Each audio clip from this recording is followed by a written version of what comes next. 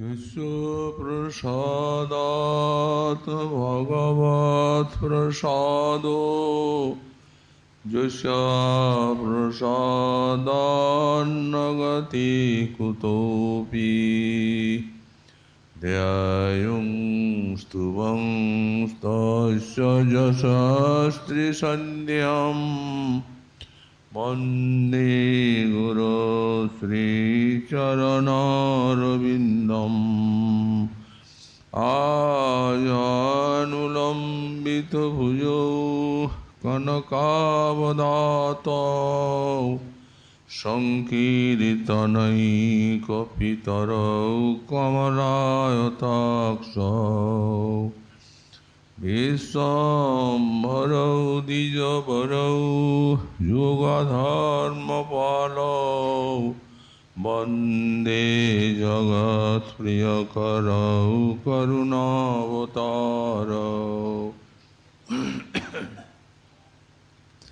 नमस्त्रिकालसत्याय जगन्नाथसुताय च सवृत्ताय सपुत्राय सकलत्राय ते नमः बर्हापीडाभिरामं मृगमदतिलकं कुण्डलाक्रान्तगण्डां पञ्चाक्षं कम्बुकण्ठं स्मितसुभगमुखं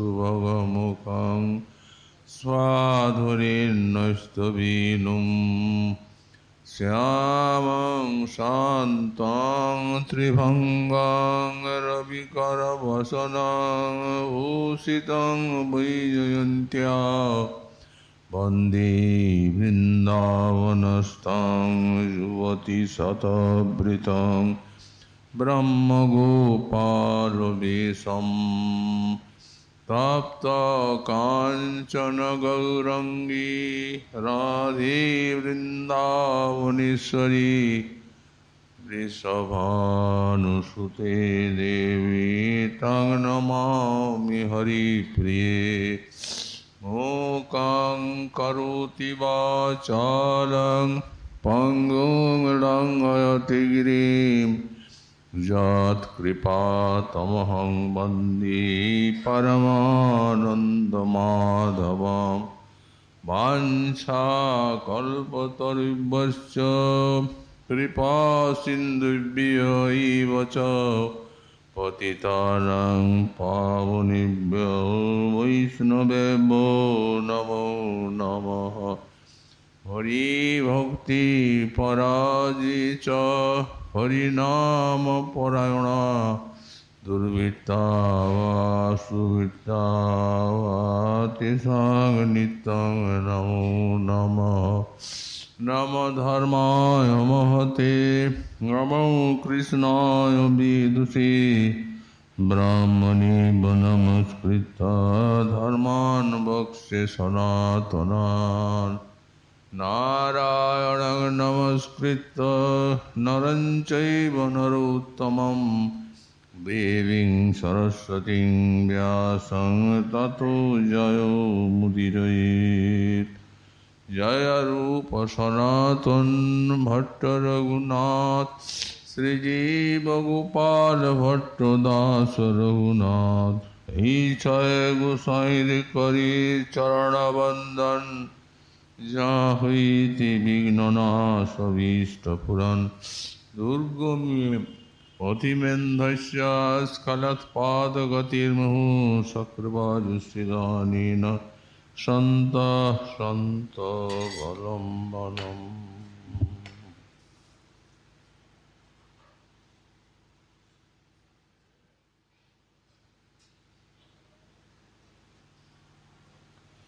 अनुद्घट्यो द्वारत्रयमुरुच भित्तित्रयमहो विलङ्घ्यैकालिङ्गिकासुरविमध्ये निपतितः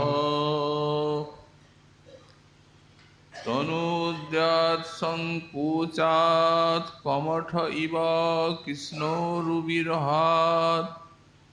বিরাজন গৌরাঙ্গ হৃদয় উদয়ন মাং মদয়তি।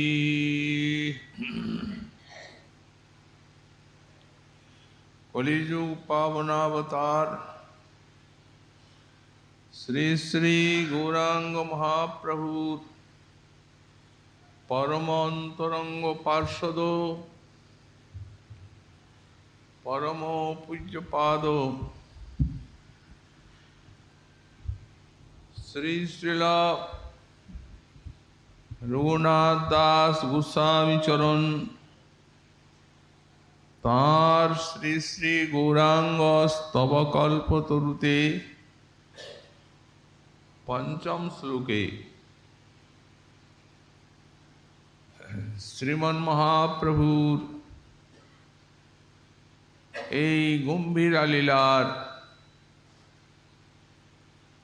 এক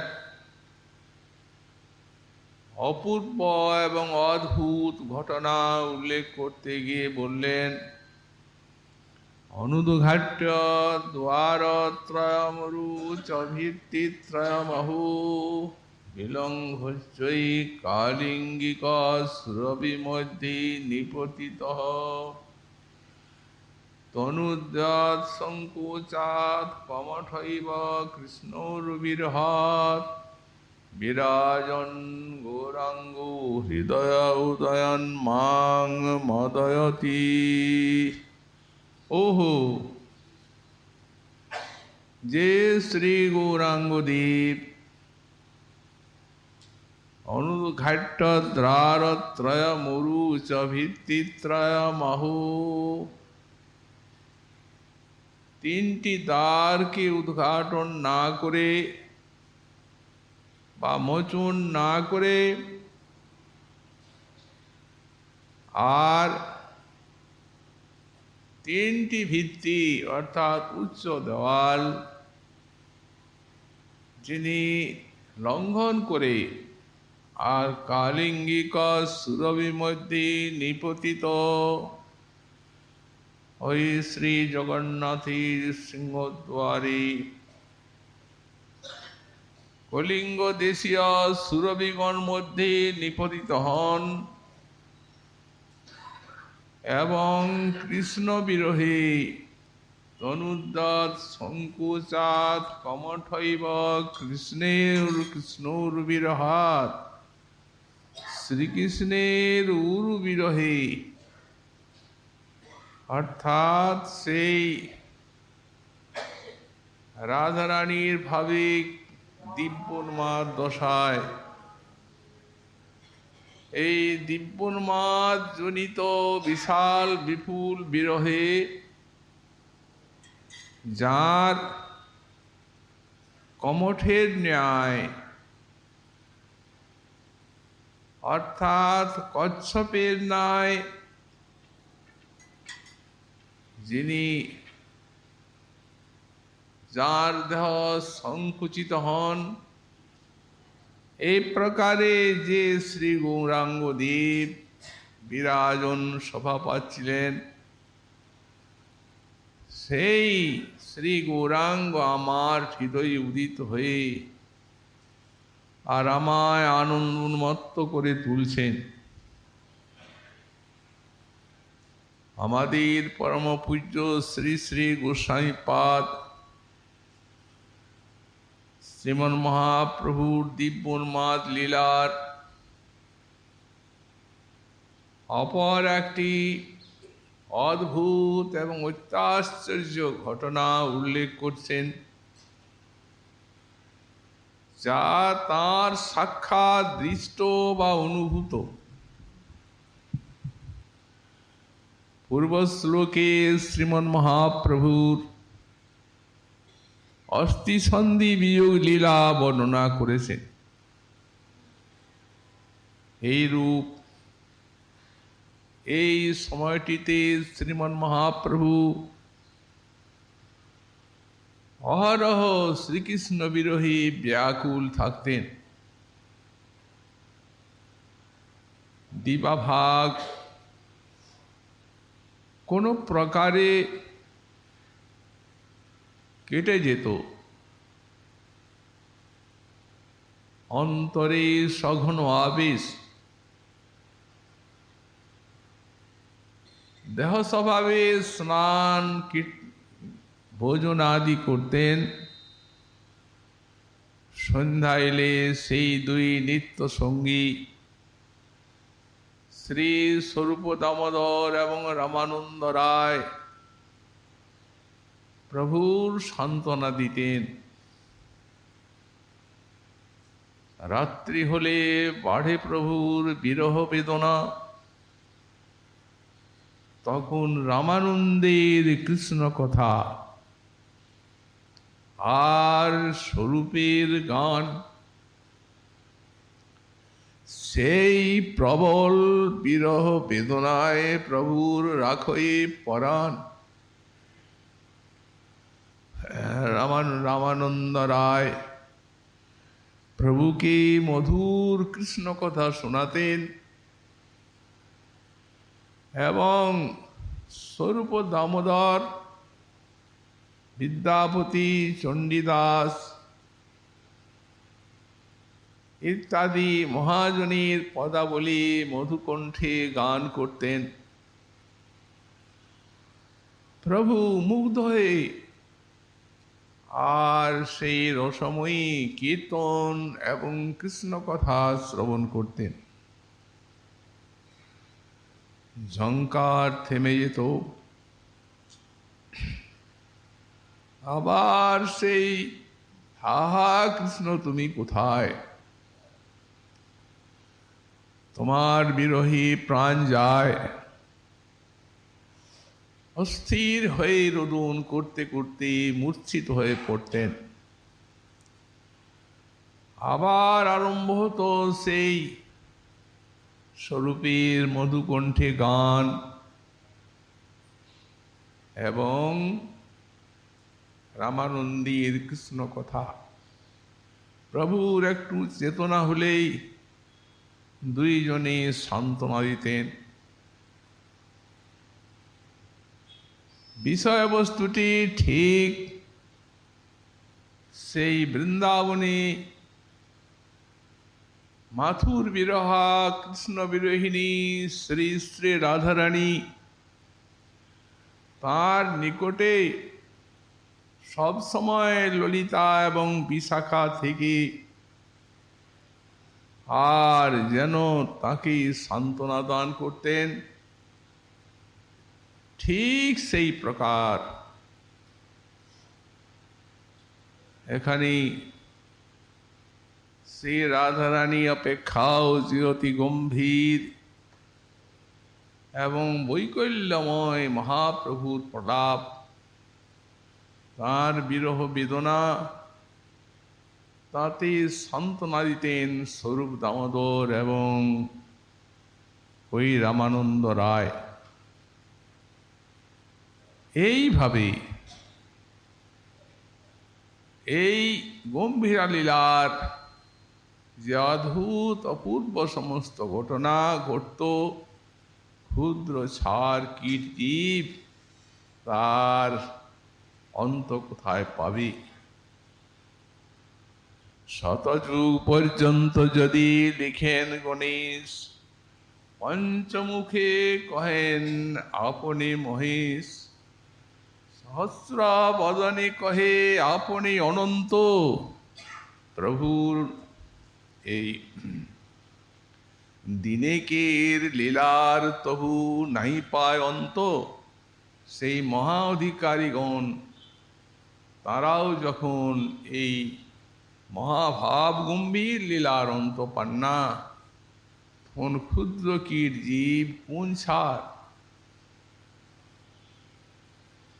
তবে সেই অনন্ত অসীম বিরহে সিন্ধুর বিন্দু মাত্র স্পর্শ,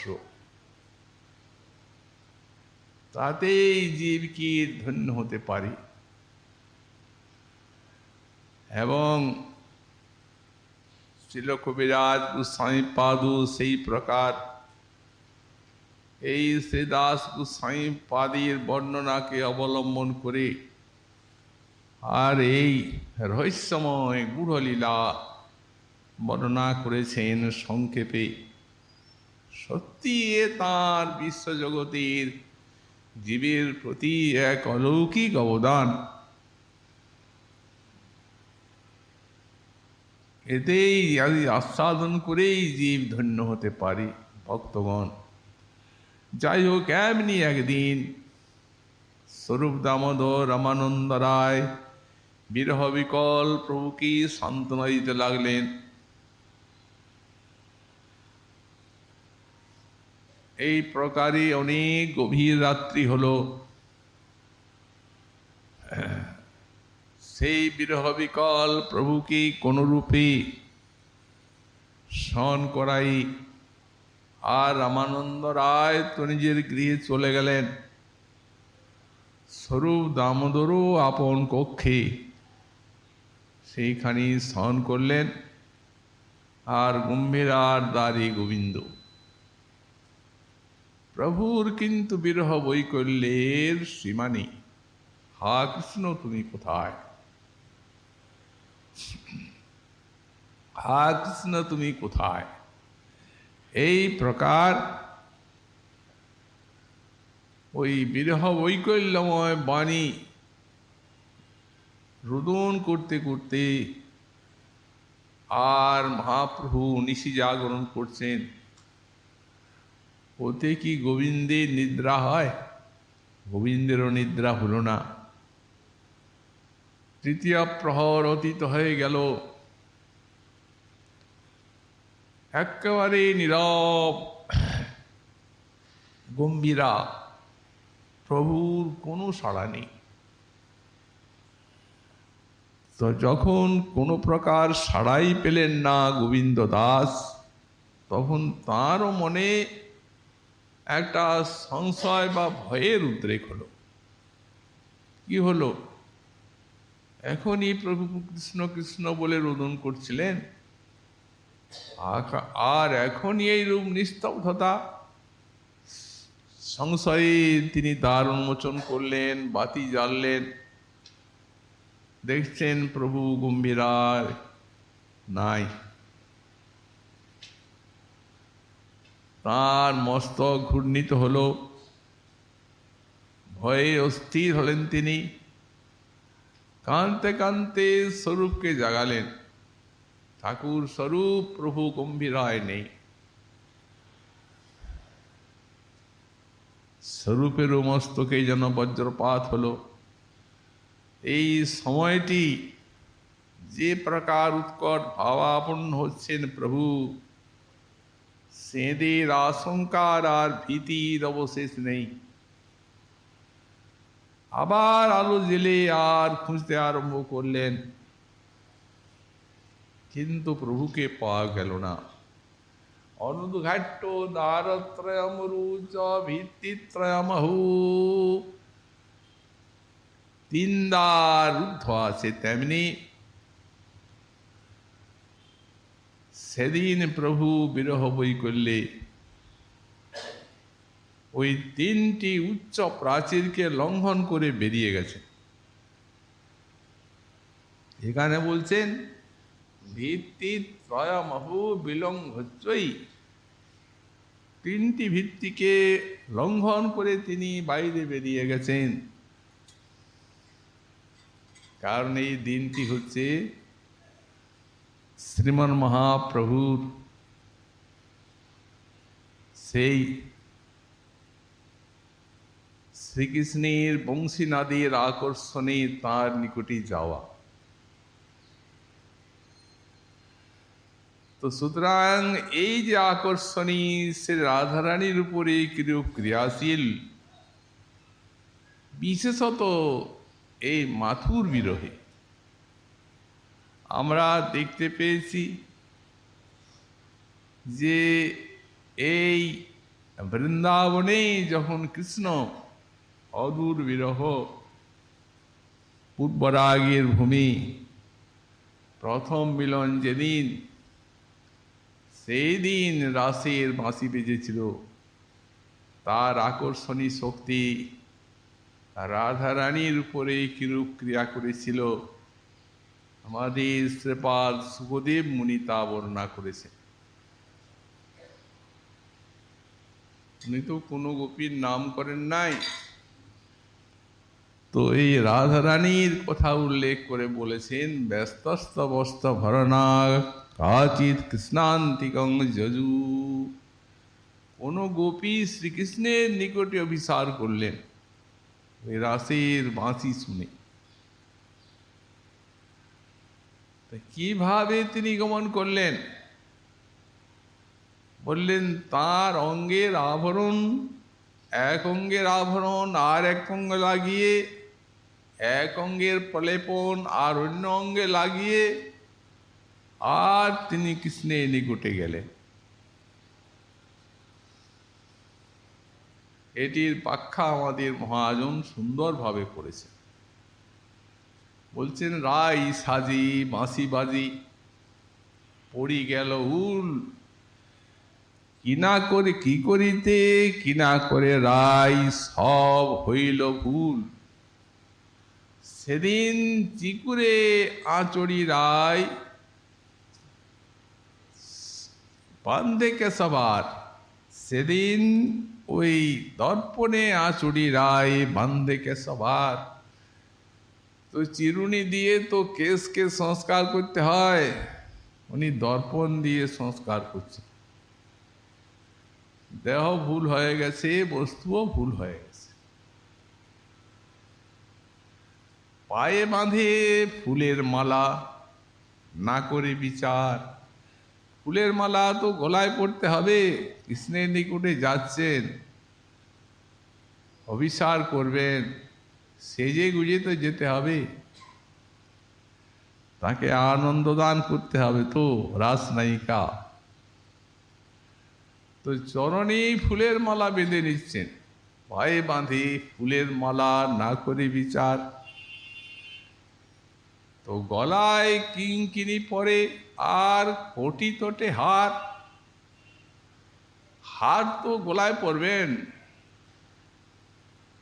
সেই হারটা কোমরে বেঁধে নিচ্ছেন, আর ওই কোটি তোটে যে কিঙ্কিনি সেটা গলায় পড়ছে। গলায় কিঙ্কিনি পরে, কোটি তোটে হার। শ্রবণে করে রায় বেসর সাজনা, আর নাসার উপরে করে বেনির রচনা। শ্রবণে বেসর পড়ছেন, যেটা নাকে পড়তে হবে। আর নাকে কি পড়ছেন? নাকে বেনি রচনা করছেন, মনে করছেন এইটাই কেস। এক অঙ্গের অলঙ্কার আর এক অঙ্গে লাগাচ্ছে।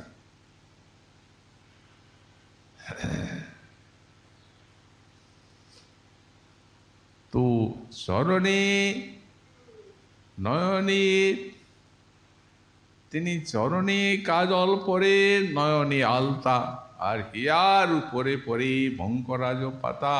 5 মেলটা বুকে পরে নিচ্ছেন, আর চরণে পড়ছেন কাজল,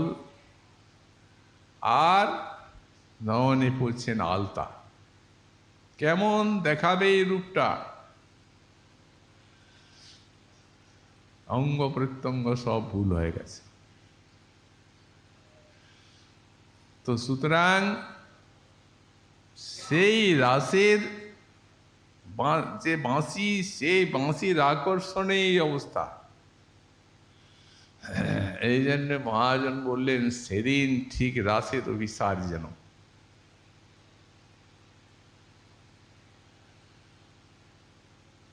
শ্রী ভগবান করুণাময়, রসময়, আনন্দময়, রাসে আহ্বান করছেন সব ব্রজ গোপীকে, বংশীনাদে রাস করবার উদ্দেশ্য নিয়ে। যেমনি তারা এসে গেছেন, তেমনি উল্টো কথা বলছে। স্বাগতং বৌ মহাভাগা প্রিয়ং কিং করবানিব, ব্রজস্থানাময়ং ক্বচিৎ ভূতাগমন কারণম। আপনারা সুকুমারী ব্রজবালা এই রাত্রিকালে এখানে কেন এলেন? ব্রজন্যে সা ঘোর রূপা ঘোর সত্য নিষেবিতা, প্রতিজাত ব্রজং নেহস্থেয়ং স্ত্রীভি সুমধ্যমা। এ সুমধ্যমাগণ, আপনারা এখানে কেন এলেন? রাত্রিকাল, গভীর রজনী, সাপদ সংকুল অরণ্য, ঘোর রূপা এবং ঘোর রূপা রজনী। যান যান, তাড়াতাড়ি ফিরে যান, ঘরে যান। মাতর পিতর পুত্রা ভ্রাতর পতশ্চব বিচিন্নন্তি ঝপস্যন্তু মা কৃদ্ধং বন্ধু সাদৃশম। মাতা পিতা, ঘরের লোক, বন্ধু বান্ধব সব আপনাদের না দেখে খুঁজে বেড়াচ্ছে, আর আপনারা এখানে এই অরণ্যে। তজ্জাত মা চিরং ভূষ্ঠং শুশ্রূষুদ্ধং পতিং সতী। আপনারা পতিব্রতা রমণী, রাত্রিকালে ঘরের বাহিরে আসা নিষিদ্ধ। যান, ফিরে যান, পতি সেবা করুন।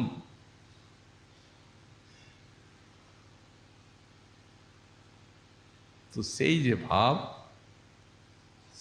সেইভাবেই মহাপ্রভু ওই আকর্ষণেই সব ভুলে আর সেই দেওয়ালগুলিকে লঙ্ঘন করেছে, দেওয়াল লঙ্ঘন করে বেরিয়ে চলে গেছেন।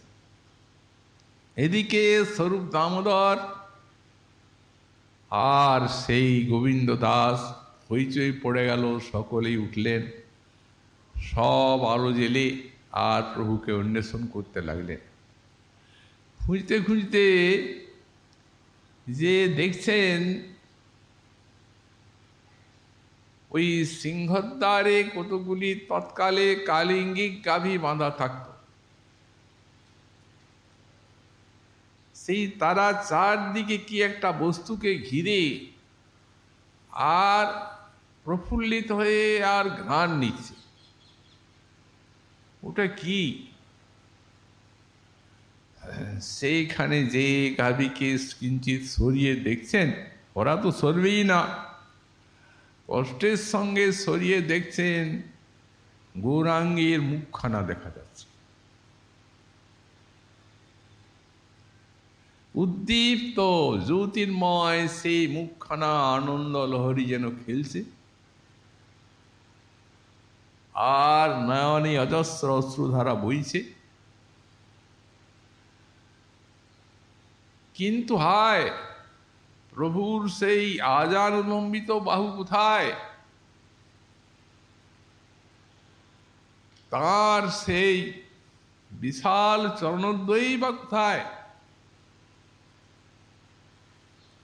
পড়ে আছে প্রভু যেন কুষ্মাণ্ডু ফল, একটা যেন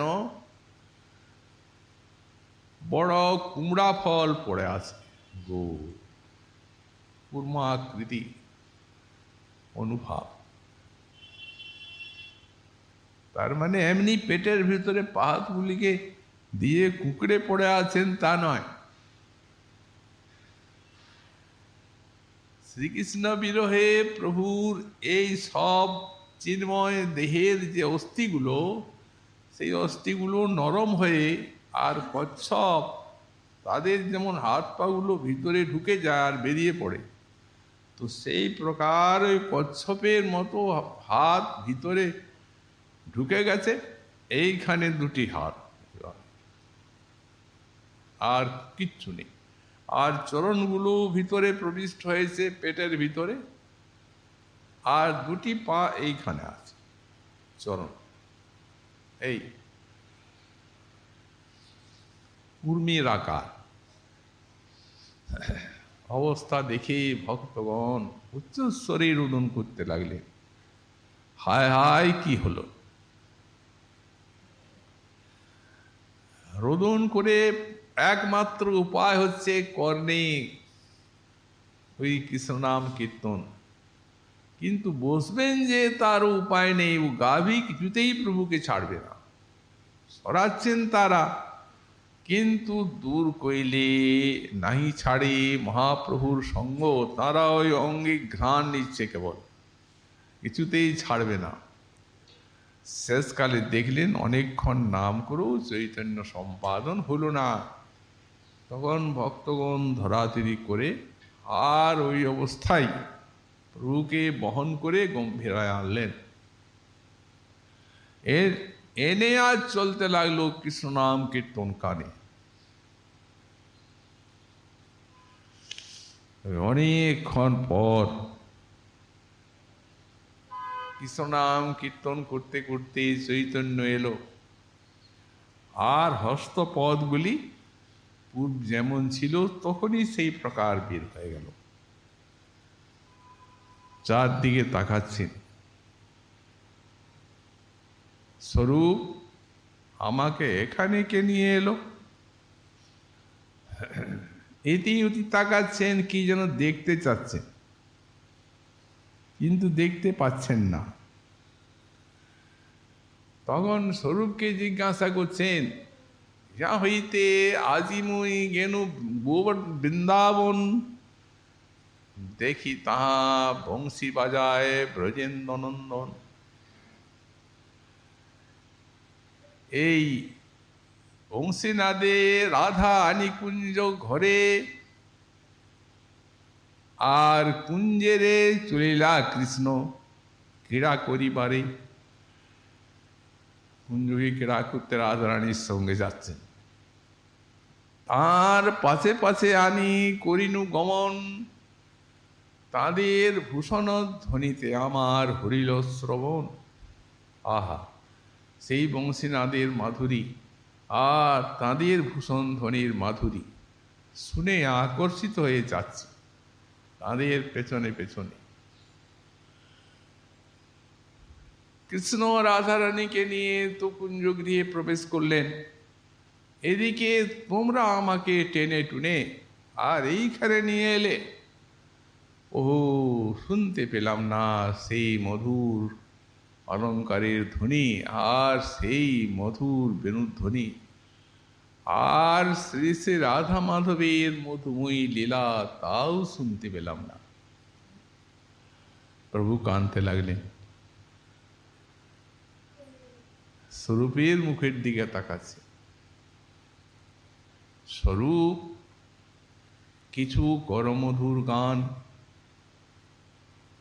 স্বরূপ তো বুঝলেন, মহাপ্রভু অন্তর জানেন যে এটা প্রভুর সেই রাসাভিসারের, অর্থাৎ বংশীনাদের যে মাধুরী, সেই বংশীনাদের মাধুরীতে এনার মনটা প্রবিষ্ট হয়ে গেছে।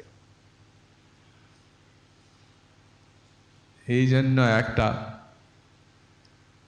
গোপিকার উক্তি রাসেরই শ্লোক পাঠ করলেন। কাস্ত্রাঙ্গতে কলপদায়ত দেনু গীত, সম্মোহিতার যচরিতার নচলে ত্রিলোক্যাম, ত্রৈলোক্য সৌভগ মিদঞ্চ নিরীক্ষরূপম, যদ গো দ্বিজ দ্রুম মৃগা পুলকান্য বিভ্রণ। যখন কৃষ্ণ সকলকে উপেক্ষা বাণী বললেন, যা আমরা বললাম, তখন গোপীগণ তার উত্তর দিচ্ছেন তার একটি শ্লোক, যা স্বরূপ পাঠ করলেন।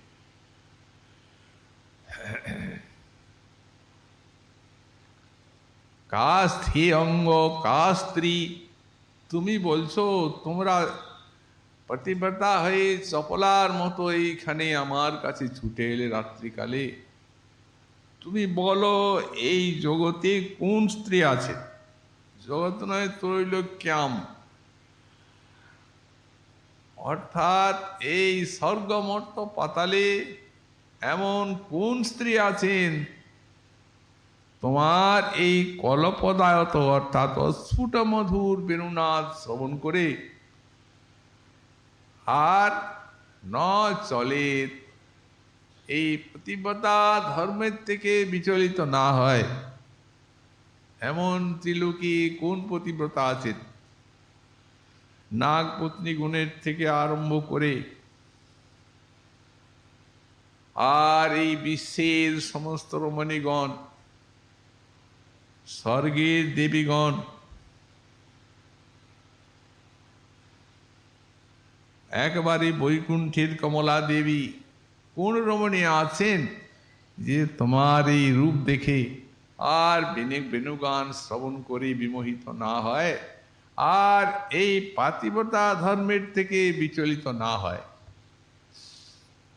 সম্মোহিতার যচরিতাৎ নচরে ত্রিলোক্যম ত্রৈলোক্য সৌভোগ মিদঞ্চ নিরিক স্বরূপম যদ গো দ্বিজ দ্রুমা পুলকাণ্ড বিভ্রণ।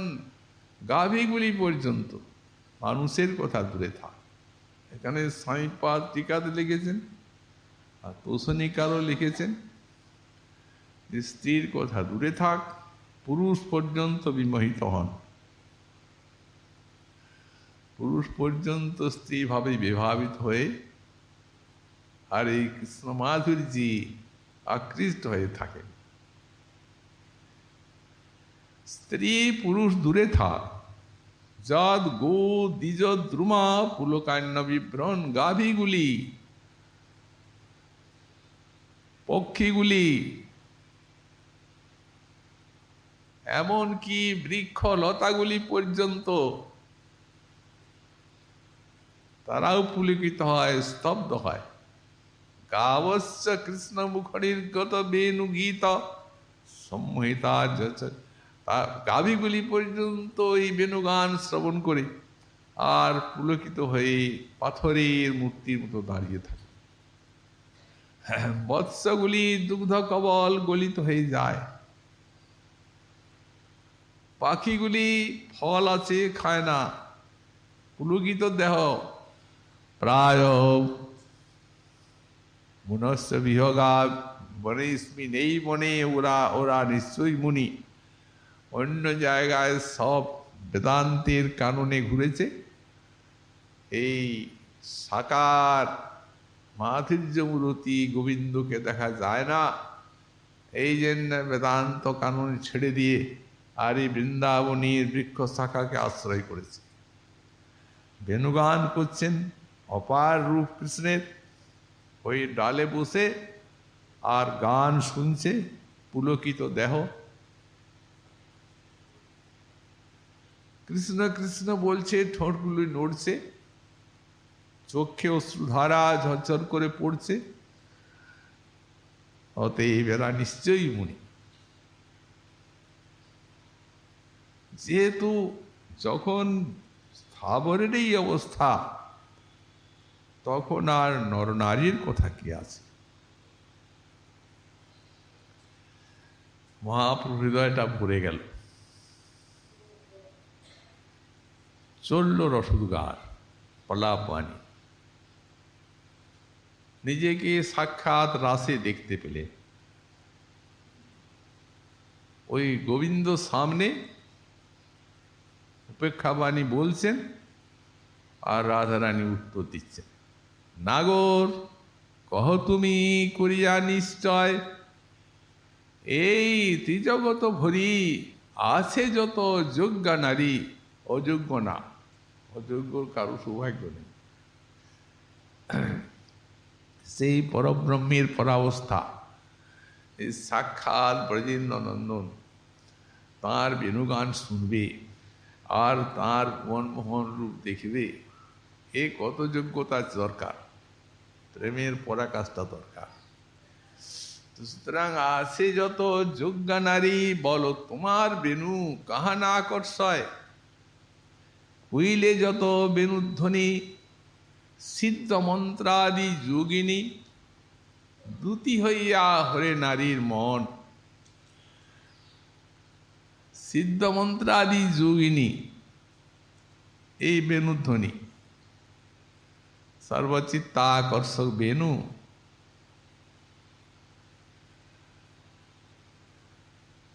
বিষয়টা বলছেন রাধারানী এই তাঁর ভাবে মহাপ্রভু, যে যদি কোনো নায়ক কোনো রমণীকে মুগ্ধ করার জন্য বা বশীভূত করার জন্য যদি কাউকে পাঠায় এবং সে যদি মন্ত্রসিদ্ধ হয়, সে যদি যোগিনী হয় এবং এই যে বশীকরণ মন্ত্রে সিদ্ধি লাভ করে, তাহলে এমন জগতে কে রমণী আছে যে তার সেই বশীকরণ মন্ত্রে আকৃষ্ট বা বশীভূত না হবে? তো তোমার এই বেণুধ্বনি সিদ্ধমন্ত্রাদি যোগিনী এ দ্যুতি হইয়া হরে নারীর মন। আর কি করে? মহৎ কণ্ঠা বাড়াইয়া আর্যপদ ছাড়াইয়া আনি তোমায় করে সমর্পণ। তুমি ধর্ম ছাড়াও বেণুদ্বারে, হানো কটাক্ষ কাম সরে, লজ্জা ধর্ম সকলি ছাড়াও, আর এবে আমায় করি রোষ, কহ পতিত্যাগে দোষ, কিবা ধার্মিক হইয়া ধর্ম শিখাও। তুমি এইরূপ নাগর শিরোমণি হয়ে আর আমাদের মনপ্রাণকে পাগল করে, আর তুমি এখন ধার্মিক সেজে গেলে, আমাদেরকে ধর্ম শিক্ষা দিচ্ছ।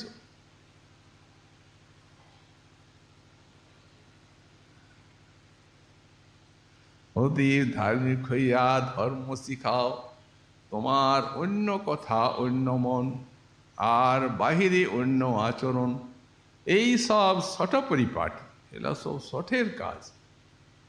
তোমার মনের ভিতরে আছে আমাদের আকর্ষণের কথা, আমাদেরকে পাবার কথা, আর মুখে বলছো কিনা যাও যাও, আর অন্তরে অন্তরে চাই চাই, ভিতরে এক আর বাইরে এক, এই সব শঠ পরিপাটি। ওহে তুমি জানো পরিহাস, তুমি তো পরিহাস করছো ঠিকই, কিন্তু মোদের হয় সর্বনাশ। ছাড় এসব কুটিনাটি, তুমি তো পরিহাস জানো, তুমি তো আনন্দই আছো, কিন্তু আমাদের তো অনিষ্টাশঙ্কা তোমার উপেক্ষা বাণীতে। অতএব এই সঠতার কথা ছেড়ে দাও। তোমার সেই বেণুধ্বনিতে সাক্ষাৎ আমাদের সঙ্গে মিলনের আকাঙ্ক্ষা ব্যক্ত করেছ, এইভাবে আমাদেরকে আকর্ষণ করে এখন উপেক্ষাবাণী বলছো।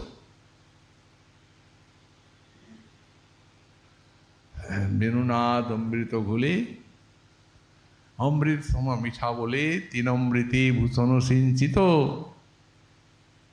হরমানি নারীর মনপ্রাণ, বড় কেমনে নারী ধরিবে চিত। এ কি করে এরূপ গোপীগণ চিত্ত ধারণ করতে পারে? আরো বলেছেন নত্র এই যে বেণুনাদ আর রূপের কথা, স্মিত কোথার থেকে কি করে বেণুনাদ সকলকে এত মুগ্ধ করলো? ওই স্মিত কিরণ শুকরপুরে পৈশে অধর মধুরে, আর সেই মধু মাতায় ত্রিভুবনে,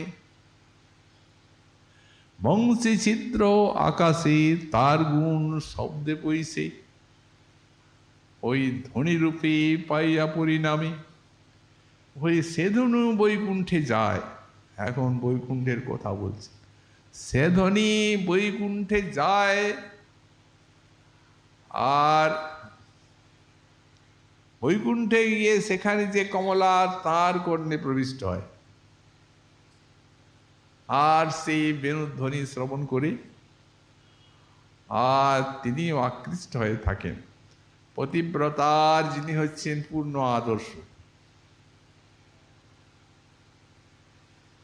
অতএব তাকে পর্যন্ত এই বেণুধ্বনি আকর্ষণ করে আনে। ধর্ম ছাড়াও বেণুদ্বারে, হনকটাক্ষ কাম স্বরে, লজ্জা ভয় সকলি ছাড়াও, এগুলি সকলেই সব তোমারই বেণুনাদে আর তোমার রূপ দেখে ছেড়ে যায়। এই রূপ সর্বাকর্ষক এবং এই জগদাকর্ষী তোমার যে অদ্ভুত বেণুনাদ, সেই বেণুনাদে তুমি আকর্ষণ করে আর এখন আমাদেরকে এই উপেক্ষা বাণী বলছো। এই রূপ প্রভু বর্ণনা করতে লাগলেন সেই প্রলাপ বাণী বলে। তারপরে শ্রী স্বরূপ দামোদর রামানন্দ রায় ওই প্রভুকে নানা প্রকার সব মিলন গান শুনিয়ে আর সান্ত্বনা প্রদান করলেন। এই রূপ অদ্ভুত। তো বলছেন যার অঙ্গ এই রূপ কমঠের মতো হয়েছিল, সংকুচিত হয়ে বিরাজন গৌরাঙ্গ হৃদয় উদন্মাং মদয়তি। এখন এটি হচ্ছে কাল যে আমরা প্রেম ধর্মের কথা বললাম, এই প্রেম ধর্মের যে একটা আকর্ষণ, সেই আকর্ষণ ধর্মই এটি। তাহলে বিকর্ষণের দ্বারা অস্থিসন্ধি বিয়োগ, আর আকর্ষণ ধর্মের দ্বারা এই টানছেন যখন দেহটাকে ভিতরের দিকে, তখন সংকুচিত হয়ে যাচ্ছে সব অস্থিগুলো। সচ্চিদানন্দ রস এবং অখণ্ড মহাবীর মিলিত মূর্তি। এই জন্যেই এইটি অসম্ভবটি সম্ভব। ভাগবত তো এই দেখা যায় না, রাধারানীর কত কথা ভাগবতে উদ্ধব মহাশয় সাক্ষাৎ যে সেখানে অনুভব করেছেন উদ্ধবের মতো মনীষী। তবে হ্যাঁ, ভাগবতে নয়, আমাদের শ্রীমৎ জীব গোস্বামী পাদ এই ভাগবতেরই যে ব্যাখ্যা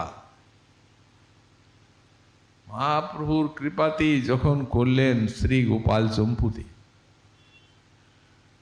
তখন তার বর্ণনায় আমরা দেখতে পেয়েছি যে যখন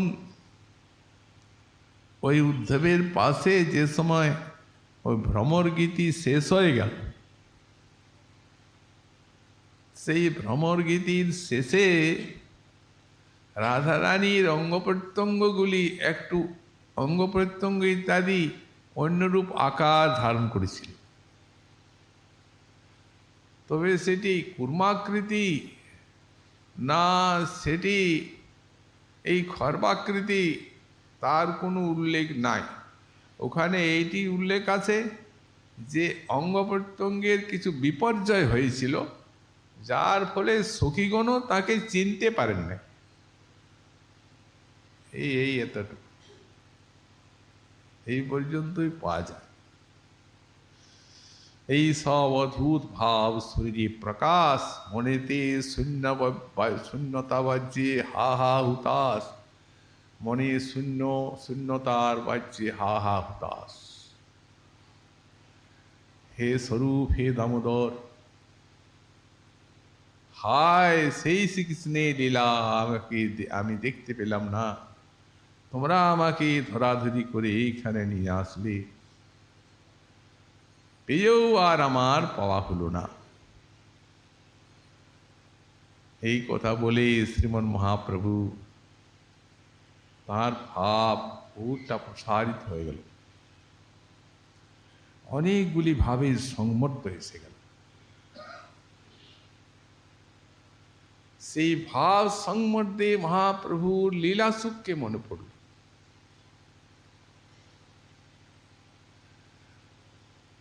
তখন সেই লীলা সুখের ভাব সম্মর্দের যে বাণী শ্লোক শ্রীকৃষ্ণ কর্ণামৃত, তার থেকে প্রভু একটা শ্লোক পাঠ করলেন এবং সেই শ্লোকের ভাব গম্ভীর প্রলাপ করলেন স্বয়ং। অবশ্য আমাদের শিল গোস্বামী পাদ এখানে তো তার কোনো উল্লেখ নেই, এটা তো সংক্ষিপ্ত। এটা বর্ণনাটি তার হচ্ছে সেই গম্ভীরা লীলা সূত্র মাত্র, সংক্ষিপ্ত সূত্র। কিন্তু কবিরাজ গোস্বামী পাদ সেই লীলা পরে যে আবার এটার পরে যা আছে এখানে যা নাই, অর্থাৎ শ্রীমন মহাপ্রভুর যে সেই ভাব সম্বন্ধ, সেটি নিশ্চয়ই কবিরাজ গোস্বামী পাদ শুনেছেন দাস গোস্বামীর নিকটে। সেখানে তিনি তার গুরু বিস্তৃতভাবেই সব লীলা বলেছেন। তো সুতরাং সেটি আরো ভাব গম্ভীর এবং মহাপ্রভুর চিত্তের যে বিরহ বৈকল্য কতখানি এগিয়েছিল, তার এক অদ্ভুত চিত্র অঙ্কন করেছেন কবিরাজ গোস্বামী পাদ। শ্রীমান মহাপ্রভুর কৃপা হলে আগামীকাল আবার তা আমরা সাধন করব। আজকে আমাদের ভাগবতী কথার এখানেই বিশ্রাম।